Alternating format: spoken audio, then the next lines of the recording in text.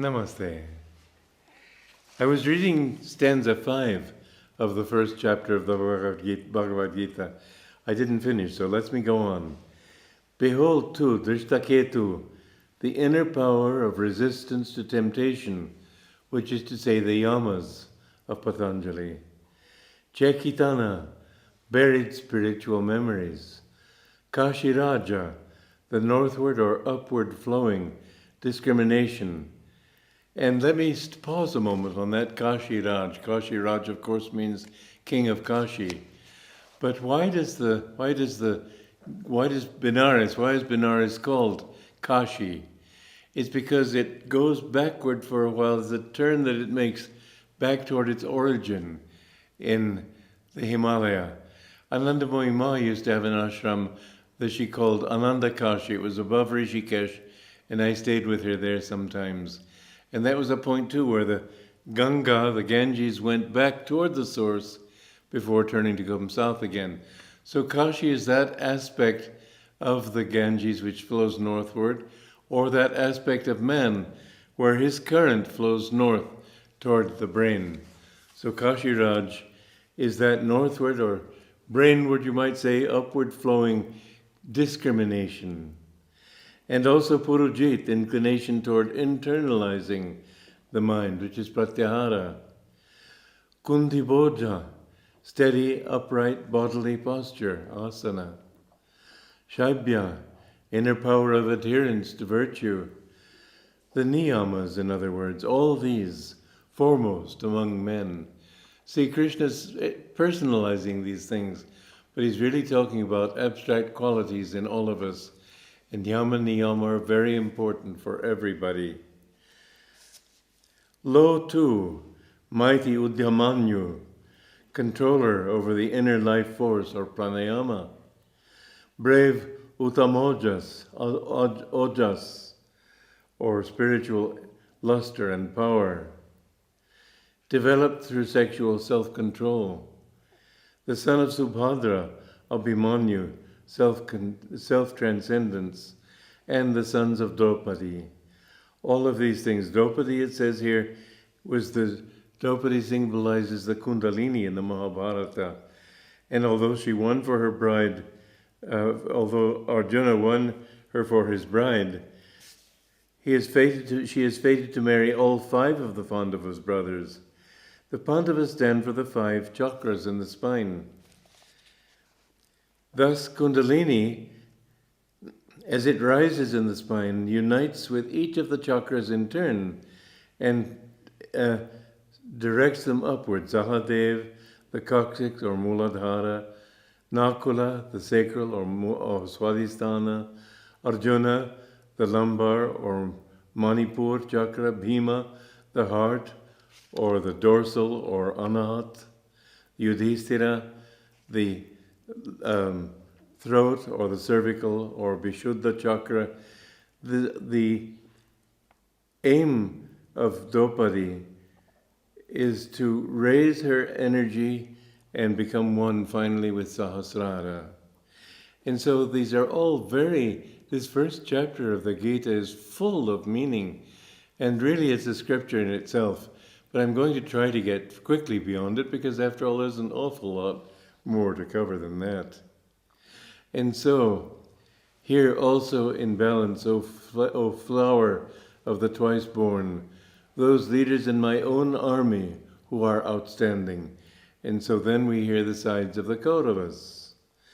These number thyself, Drona, Bhishma, the consciousness of being a separate ego identity, of having one, Karna, outward attachment, and Kripa, I'm going to put my glasses on. I have to take them off and it's a bit convenient for a TV, but after all I have to read what I'm writing, right? Vishnu stands for the consciousness of being a separate ego identity. In the story, Bhishma has the power to die only when he himself so wills it. Thus, although at the end of the war he lies on the battlefield riddled with arrows, he delivers a final inspiring sermon on the duties of kinship. The power he has been given signifies that the consciousness of possessing separate ego identity can only be relinquished willingly into infinite oneness by the ego himself, or by the ego itself. God can't take that away from you. You have the free will to give yourself to him or to hold on to yourself. That's all the free will you really have.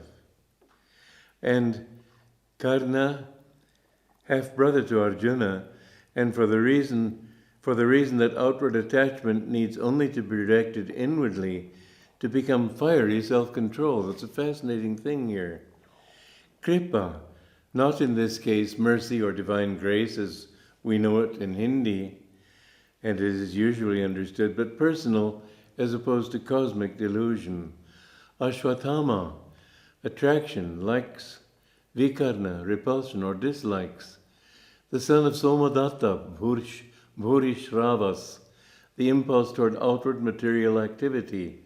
And Jayadratha, bondage to continued separate existence, not included in every version of the Gita, but subtly distinct from outward attachment or karna. There's a very interesting thing about Ashwatthama. He is said to be Amar, deathless, said to live in the Himalayas now. Ashwatthama, the son of Drona, or habits or past samskars, figures prominently in 2 episodes of the Mahabharata. In the first of them, Yudhishthira, divine calmness, resorts to a trick in order to win against unbeatable Drona. He disheartens Drona by feigning that Drona's son, Ashwatthama, is dead. The story suggests a stratagem by which a calm mind can win against bad habits, by affirming the non-existence of, or one's freedom from, attraction, though the roots of that attraction may not yet be extirpated or uprooted from the subconscious. In the second episode, after the war of Kurukshetra, Ashwatthama, stealing out into the night, slays what remain of the Pandava heroes. He is cursed, therefore, to become Amar, or deathless. It's very interesting here. Indeed, attraction is the one negative quality that never changes its intrinsic nature. Other champions of evil, all the sides of the Kauravas and all the warriors on that side, they are transmuted. Anger becomes calmness, avarice becomes self-sufficiency, lust is transmuted to self-absorption in the infinite. Attraction alone remains everlastingly itself, rasha, supremely relishable bliss. And so this is the essence of God's consciousness. We don't lose the power of attraction. We transmute it, but it remains attraction. If you have a desire for something in the world, Master used the illustration of stale cheese. Somebody said to somebody who liked stale cheese, "Oh, but this is much better. Oh, I'm used to my stale cheese. Just try this, you'll see." And he tastes this fresh cheese and he says, "Oh, that other was no good." And so he said, if you want to overcome attachment to delusion, find something that's opposite that attracts you more. Bliss is much more pleasurable than pleasure. Kindness is much more pleasurable than unkindness or cruelty. And on down the list, everything that attracts you about Maya, if you look for its opposite attractive quality, you transform that attraction into an eternal quality. You don't lose the attraction. God becomes for you supremely relishable. And therefore that one quality, Ashwatthama in you, is Amar. It never dies. You always feel yourself completely attracted to divine bliss. And then he goes on to say, and numerous others, heroes well trained for battle and armed with many weapons, all of them ready to lay down their lives for my sake in defense of egoic material desires.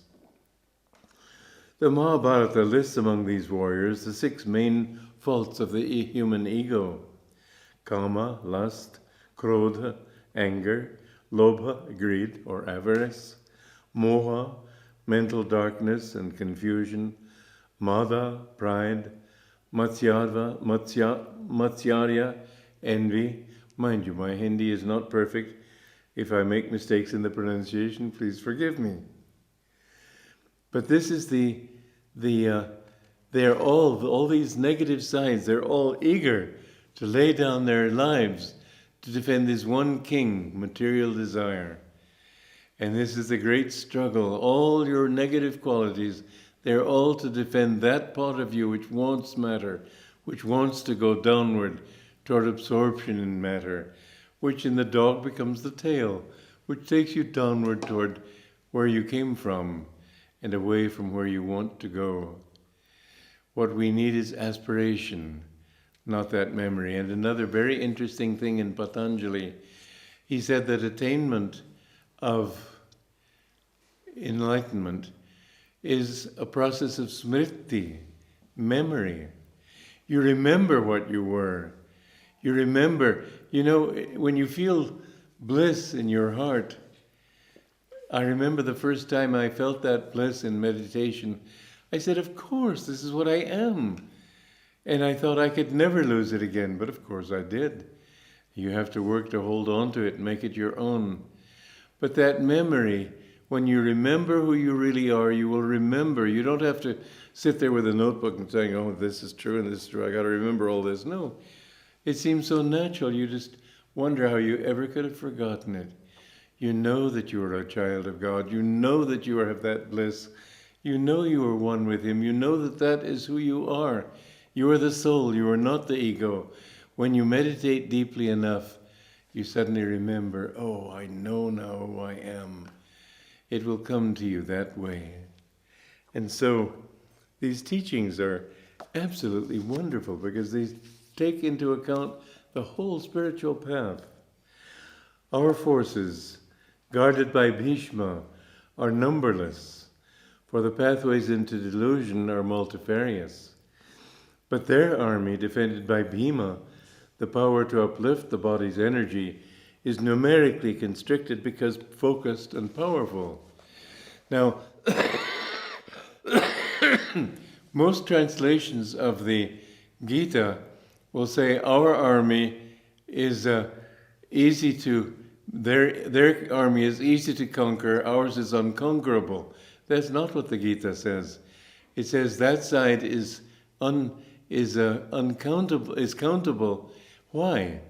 Why are they few compared to the Kauravas? What he's saying here is that the qualities that it takes to become enlightened are not very many. You have to have devotion, humility, self-effacement as a part of humility, kindness, forgiveness. These are strong qualities. They are great, powerful friends of yours on your side, but they aren't a big army, whereas the ways of erring are endless. If this girl doesn't satisfy you, that one will. If this way of making money won't satisfy you, that one will. If this man isn't attractive enough, another one will. If this place doesn't satisfy, that will. The ways of error are without any end at all. They can go on forever. So that's what that passage is saying here, that the ways of which are guarded by ego are numberless. This is why it's not enough, the old way of neti, not this, not that. The old way of renunciation, the swamis who just say, I don't want involvement in this. What you have to do is get rid of that ego, because it's the ego around which all these vultures accumulate, pecking at the corpse of your poor consciousness. When you've gotten rid of your ego, then you're free completely. So this is why I've created this new order of Naya Swami, new Swami, in which people are they're samadhi oriented rather than Maya rejecting oriented. There's so many things to reject, but if you cling to that one side, if you just say, I love God and I want to offer my ego to Him, you've gotten rid of it all. Nowadays we can say those things. In Shankaracharya's day you could not say them, because in Shankaracharya's day there was no way to demonstrate to anybody that the ego is not a reality. Certainly we seem different. I seem different from you. You seem different from other people around you. That difference, however, is a delusion. And only now that science has shown us that matter is only energy, is it possible for us to see that all matter is, there's no form in matter. It's just formless energy. That rock which seems so solid and firm and formed, it's just a blob of energy. And now it's possible for us to see that I am really the same as you. There's no difference between us. We don't have to make it an article of faith. We can make it a matter of intellectual acceptance and understanding. And so, all of you, therefore, placed in your proper stations, do everything you can to protect Bhishma, ego. Bhishma, though guarding his army, must also be guarded in turn by its leaders. For the consciousness of having a separate ego identity as man's central reality both springs to the defense of its delusions and has a need to be buttressed in turn by constant reminders of its dependence on personal involvement in outwardness.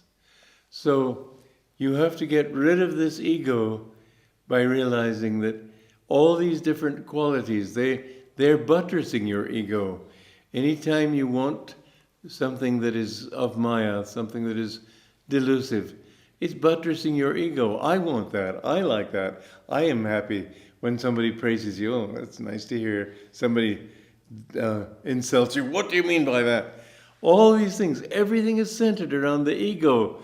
And if you can just, this is what Krishna is saying, if you can just get rid of the ego, all these things will vanish. So the most important thing for Maya to defend is the ego. We must work hardest of all in our spiritual effort to overcome that ego. Joy to you.